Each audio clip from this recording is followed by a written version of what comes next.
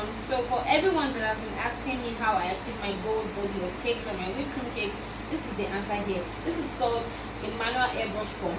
It can give you silver, gold, all this metallic effect on your cake without necessarily having to touch or hand paint the cake, because it's a cream cake. So this right here was sourced from a Cake Tools by Fonzie.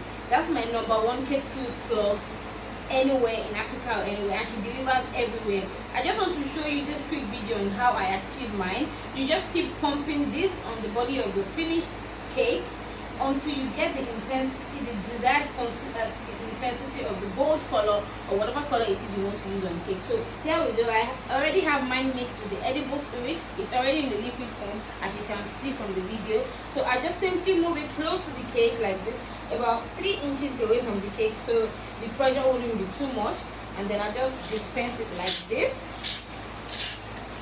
This is how I achieve mine all the time. But before you can do this on your cake, make sure you have already finished the design on your cake. You can't actually achieve much on your cake after you apply this gold effect on your cake. So it is always the last part of the decoration. Of course, after which I will now put my toppings and anything I decide to put as the cake may be.